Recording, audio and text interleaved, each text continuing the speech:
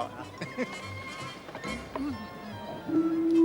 Have a seat yourself.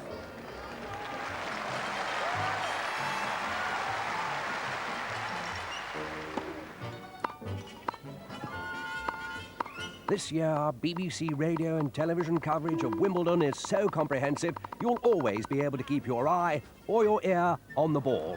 So to watch the stars or listen to them, Call yourself an umpire? You should be a comedian. there's only one service you need to return to time and again, the BBC. New balls, leave. The thrills and spills of tennis's top tournament. Mr. Grimsdale! Starting Monday the 26th of June on BBC One, BBC Two and BBC Radio 5 Live.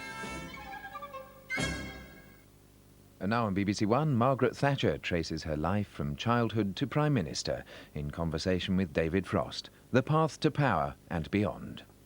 I was turned out because I said to Europe, no, no, no. That no, no, no is turned into yes, yes.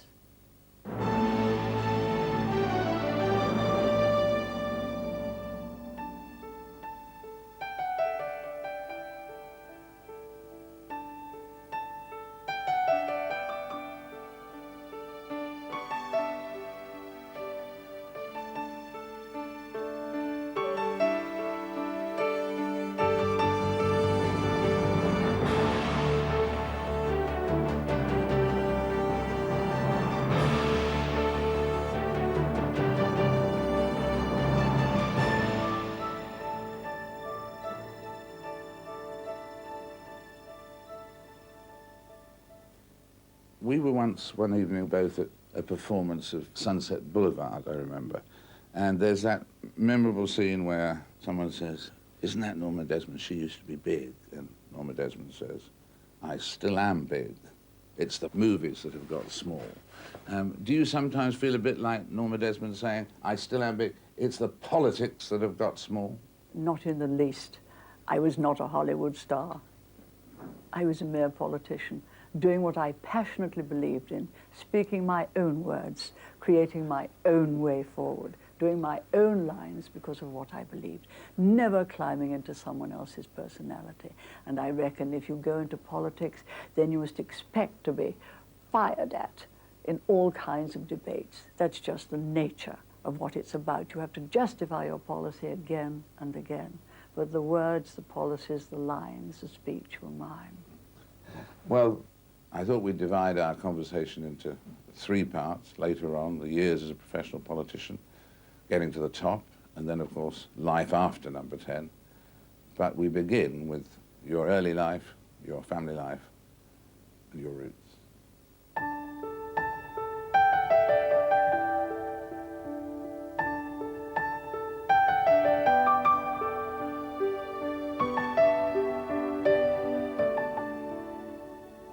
What did your father look like to people who met him for the first time? Can you give me a sense of how he looked physically? He was tall. He was about 6 feet tall, and very, very fair hair, almost albino fairness, and very blue eyes. He had not good sight because the eyes were so very blue and the hair so fair, so he wore glasses. He had very good bone structure. He was tall, upright. He had very firm principles, and they showed in his face. And he was always very well turned out, not expensively turned out, but very tidily turned out. I remember him very much as he was in a grocer's shop. Of course, you'd have the big apron with the white front as well, because you were often dealing with things which required an apron. But he was always, strange to say, he was always very much in command. He had a natural air of authority and command. I suppose it comes from being certain what you believe in. And many people among our acquaintances also had that same certainty. It was a very wholesome, real world. So you inherited certainty? I think I must have done. And you said that he used to go to the library once a week, great believer in the library, a serious book for himself and for you, and a novel for your mother. I was fond of reading. We also read the newspapers. They were troublesome, but interesting times. Don't forget the 30s. The 30s were the period of rising unemployment, of a worldwide depression. We had cousins in America who lost everything in the depression in America. It was also the time of the rise of Hitler. And there was also, though we didn't know a great deal about it at the time until we learned through reading, communism, of course, and Stalin. They were the combination of some of the most difficult years we've been through. I've often puzzled about it, that the two worst tyrannies, I think of all time, certainly of our century, came from Europe. And we had to spend the rest of the century getting rid of. So Europe was causing trouble even back in the 30s? Oh yes, and if you lived in a family which took a great interest in what was happening, I listened.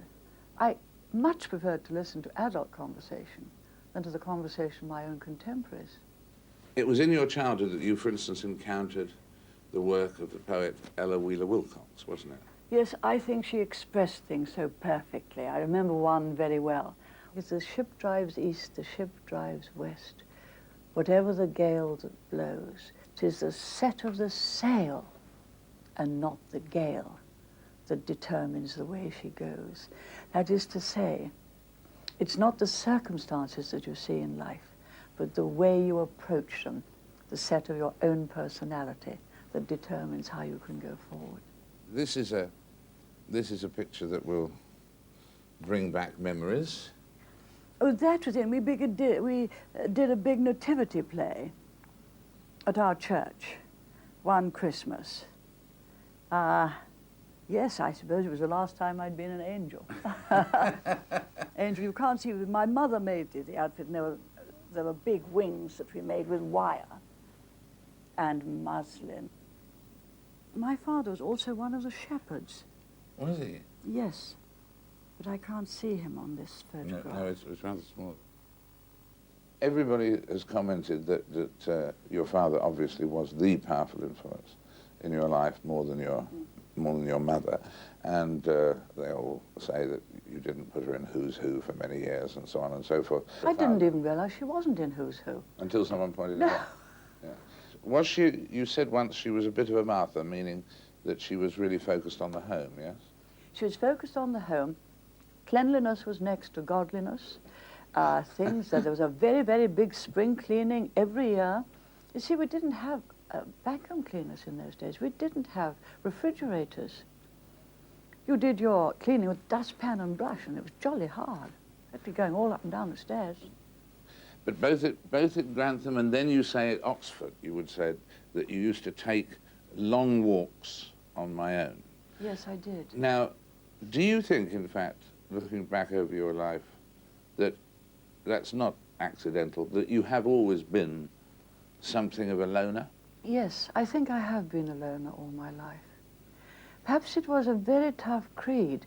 You see, I remember I wanted sometimes to go out with friends more often, perhaps on Sunday evenings. All my friends go out on Sunday evenings for a walk. Can I go with them?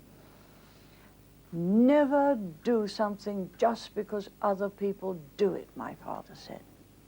Never just follow the crowd. Never. Make up your own mind what you want to do, and then do it. My goodness me, that was tough, but it stayed with me for the rest of my life. Never just follow the crowd. Make up your own mind. What was it about Oxford that actually persuaded you wanted to be an MP? What happened at Oxford? What was the Damascus moment? I didn't crystallize it at all until one evening at home. I think it was just after the end of the war, when I went to a village dance with a great friend of mine who was also at Oxford at Lady Margaret Hall. And we were just sitting round in the kitchen. They had a large kitchen, old-fashioned kitchen, talking afterwards. And I was talking politics. And one of the people there, it was one of the men there was a whole lot of us just talking, said, "What you really want to do is to be an MP, isn't it?" And it just crystallized it for me. And I said, yes. That's it. I do. Later on, we come to Dennis comes to Grantham to ask for your hand in marriage, and you say, when Dennis asked me to be his wife, I thought long and hard about it. Was the pause while you thought to do with the question of marriage, or the question of Dennis? We both took it very, very seriously, obviously. And I think it's because you take it so seriously for life, because you work these things out, because you don't go into it saying, well, if it doesn't work, I can get out of it. That's what makes it work and last for life. You fall in love with someone, there's got to be something else too. There's got to be genuine companionship. You've got to have something in common. And you've got to have a generosity towards one another. You've got to understand that home is the center of your life and you will have a family. It is not the boundary of your experience. And home is the place which you can always come back and always find a welcome. So yes, I did think about it. And because I had thought about it, because he thought about it before asking me, it has just been the best thing, in the deepest sense, that could ever happen to me, and has enabled so many other things to happen. Yes, because you say in the book that it was one of the best decisions you ever made. But were there any other that were as good? It was the one which enabled all other things to happen. All other things. Don't forget, how could I have done anything without Dennis in politics? I couldn't have done anything in politics had there been any friction with him. And he's been just absolutely marvelous. And he has built his own reputation and niche in the hearts and minds of British people. Oh, he certainly. The best decision. Pardon? You can't choose your parents. They make that decision. You can choose your children's parents. And in terms of growing up in the public spotlight and so on, how much pressure does a mother who's so in the public eye put on the children in terms of the media and so on? A lack of privacy? I think it is a lack of privacy, yes.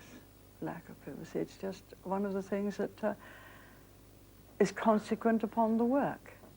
And you have to do everything you can to ensure their privacy. After all, they do have a good family life, which is a great thing, the greatest thing of all. People say about Mark that he uses your name. Now, I'm not going to discuss my children. We've been saying it's vital for them, in fact, to keep their privacy.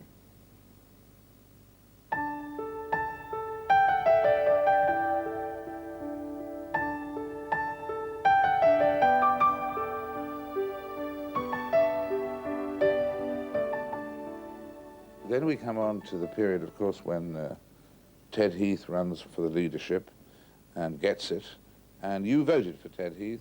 And you said about my acquaintanceship with Ted, though there was none of that bitter hostility which would develop in later years, had never risked developing into friendship. No, Ted was not a friendly person. He, again, was another loner in a different way. One had the feeling this was a very efficient man.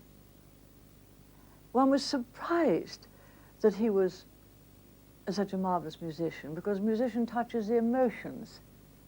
Perhaps it was because of that his emotions went into music.